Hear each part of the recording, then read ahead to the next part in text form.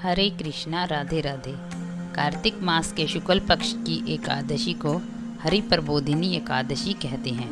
इसे देव उठनी एकादशी भी कहते हैं। इसे साल की सबसे बड़ी एकादशी भी माना जाता है, क्योंकि इस दिन भगवान विष्णु अपने 4 महीनों की योग निद्रा का त्याग करते हैं। इसी दिन चातुर्मास समाप्त हो जाता है। इसी दिन तुलसी विवाह भी किया जाता है।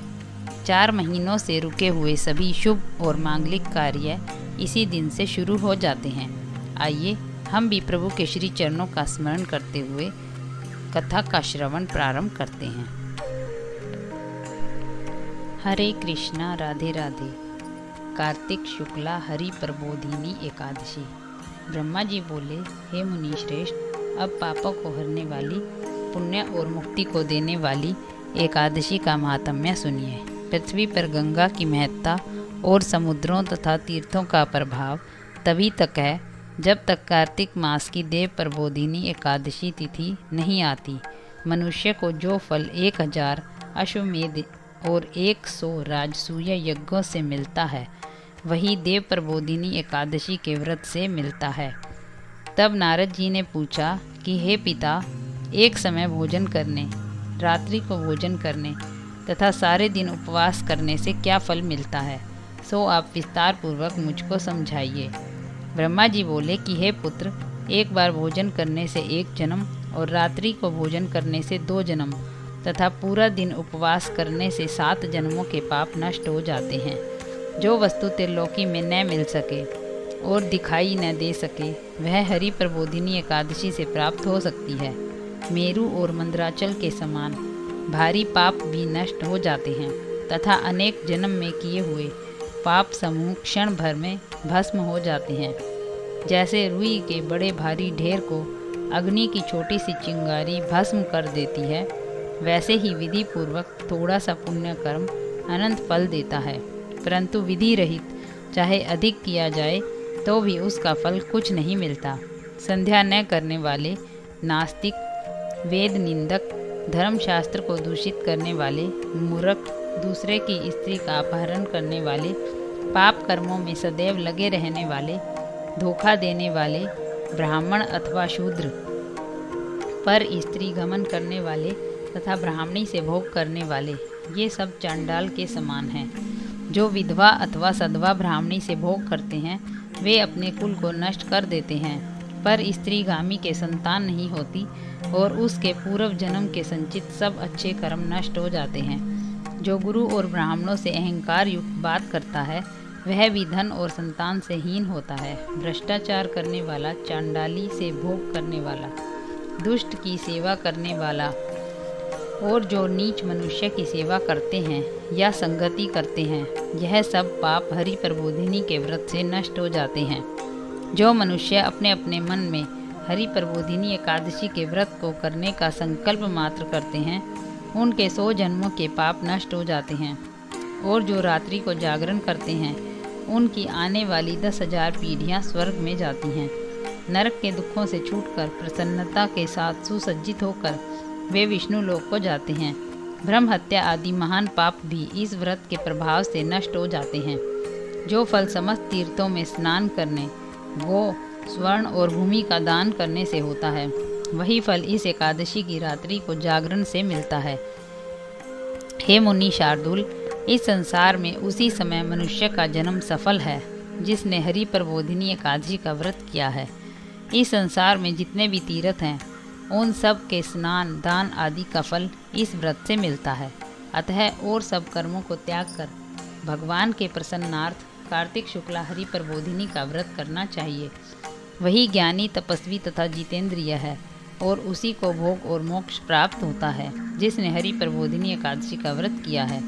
यह विष्णु को अत्यंत प्रिय, मोक्ष के द्वार को बताने वाली तथा उसके तत्व का ज्ञान देने वाली है। जिसने एक बार भी इस व्रत को किया, वह मोक्ष का अधिकारी हो जाता है। मन, वचन, कर्म तीनों प्रकार के पाप इस रात्रि को केवल जागरण करने से नष्ट हो जाते हैं। हरि प्रबोधिनी के दिन जो मनुष्य भगवान के प्रसन्नार्थ स्नान, दान, तप व यज्ञ आदि करते हैं, वे अक्षय पुण्य को प्राप्त होते हैं। हरि प्रबोधिनी एकादशी के दिन व्रत करने से मनुष्य के बाल यौवन और वृद्धावस्था में किए गए समस्त पाप नष्ट हो जाते हैं।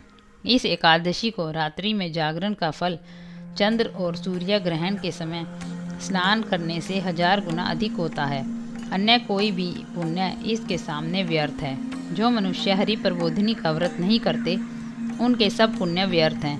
अतः हे नारद, तुमको भी विधि पूर्वक यत्न के साथ इस व्रत को करना चाहिए।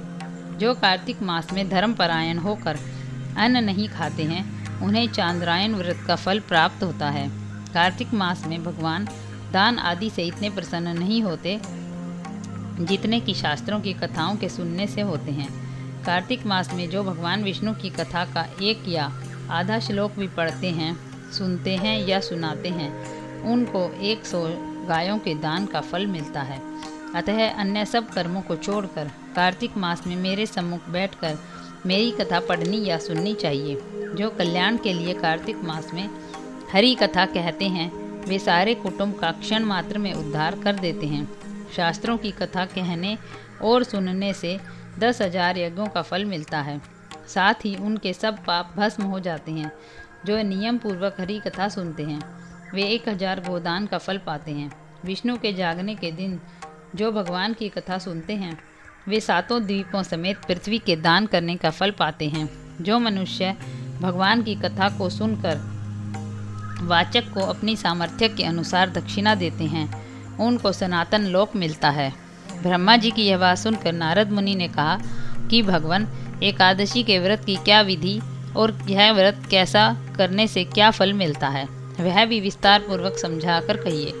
नारद मुनि की बात सुनकर ब्रह्मा जी कहने लगे कि ब्रह्म मुहूर्त में जब 2 घड़ी रात्रि रह जाए तब उठकर शौच आदि से निवृत्त होकर दंत धावन आदि करे। उसके बाद नदी, तालाब, कुआं, बावड़ी या घर जैसा संभव हो स्नान आदि करे। फिर भगवान की पूजा करके कथा सुने और फिर व्रत का नियम ग्रहण करना चाहिए। उस समय भगवान से विनय करे कि हे भगवान, आज मैं निराहार रहकर व्रत करूंगा, आप मेरी रक्षा कीजिए। दूसरे दिन द्वादशी को भोजन करूंगा, तत्पश्चात भक्ति भाव से व्रत करें तथा रात्रि को भगवान के आगे नृत्य गीत आदि करना चाहिए। प्रबोधिनी एकादशी को कृपणता को त्याग कर बहुत से पुष्प, फल, अगर, धूप आदि से भगवान को अर्घ्य देवे। इसका समस्त तीर्थों से करोड़ गुना फल होता है। जो मनुष्य अगस्त्य के पुष्प से भगवान का पूजन करते हैं उनके आगे इंद्र भी हाथ जोड़ता है। तपस्या करके संतुष्ट होने पर हरि भगवान जो नहीं करते वह अगस्त्य के पुष्पों से भगवान को अलंकृत करने से करते हैं। जो कार्तिक मास में बिल्व पत्र से भगवान की पूजा करते हैं वे मुक्ति को प्राप्त होते हैं। कार्तिक मास में जो तुलसी से भगवान का पूजन करते हैं उनके 10,000 जन्मों के पाप नष्ट हो जाते हैं। तुलसी दर्शन करने से, स्पर्श करने, कथा कहने, नमस्कार करने, स्तुति करने, तुलसी रोपण, जल से सींचने और प्रतिदिन पूजन सेवा आदि करने से 1000 करोड़ युग पर्यंत विष्णु लोक में निवास करते हैं। जो तुलसी का पेड़ लगाते हैं उनके कुटुंब में उत्पन्न होने वाले प्रलय काल तक विष्णु लोक में निवास करते हैं। हे मुनि, रोपी हुई तुलसी जितनी जड़ों का विस्तार करती है उतने ही 1000 युग पर्यंत तुलसी रोपण करने वाले के सुकृत का विस्तार होता है। जिस मनुष्य की रोपण की हुई तुलसी की जितनी शाखा, प्रशाखा, बीज और फल पृथ्वी में बढ़ते हैं उसके उतने ही कुल को जो बीत गए हैं तथा जो होंगे 2000 कल्प तक विष्णु लोक में निवास करते हैं। 2 कदम के पुष्पों से हरि का पूजन करते हैं वे भी कभी यमराज को नहीं देखते। जो गुलाब के पुष्पों से भगवान का पूजन करते हैं उन्हें मुक्ति मिलती है। जो वकुल और अशोक के फूलों से भगवान का पूजन करते हैं वे सूर्य, चंद्रमा के रहने तक किसी प्रकार का शोक नहीं पाते। जो मनुष्य सफ़ेद या लाल कनेर के फूलों से भगवान का पूजन करते हैं उन पर भगवान अत्यंत प्रसन्न रहते हैं। और जो भगवान पर आम की मंजरी चढ़ाते हैं वे करोड़ों गौओं के दान का फल पाते हैं। जो दूब के अंकुरों से भगवान की पूजा करते हैं वे 100 गुना पूजा का फल पाते हैं। जो शमी के पत्र से भगवान की पूजा करते हैं उनको महाघोर यमराज के मार्ग का भय नहीं रहता। जो भगवान का चंपा के फूलों से पूजन करते हैं वे मनुष्य फिर संसार में नहीं आते। जो मनुष्य केतकी के पुष्प भगवान पर चढ़ाते हैं उनके करोड़ों जन्म के पाप नष्ट हो जाते हैं। जो पीले रक्त वर्ण के कमल के पुष्पों से भगवान का पूजन करते हैं उनके श्वेत दीप में स्थान मिलता है। इस प्रकार रात्रि को भगवान का पूजन कर प्रातःकाल होने पर उठकर नदी पर जाएं और वहां स्नान जप तथा प्रातःकाल के कर्म करके घर पर आकर विधि पूर्वक भगवान केशव का पूजन करें। व्रत की समाप्ति पर विद्वान ब्राह्मणों को भोजन करावें और दक्षिणा देकर क्षमा याचना करें। इसके पश्चात भोजन वो और दक्षिणा देकर गुरु का पूजन करें। ब्राह्मणों को दक्षिणा देवें और जो चीज व्रत के आरंभ में छोड़ने का निश्चय किया था वह ब्राह्मणों को दें। हे राजन, रात्रि में भोजन करने वाला मनुष्य ब्राह्मणों को भोजन करावे और स्वर्ण सहित बैल का दान करे। जो मनुष्य मांसाहारी नहीं है वह गौ का दान करें।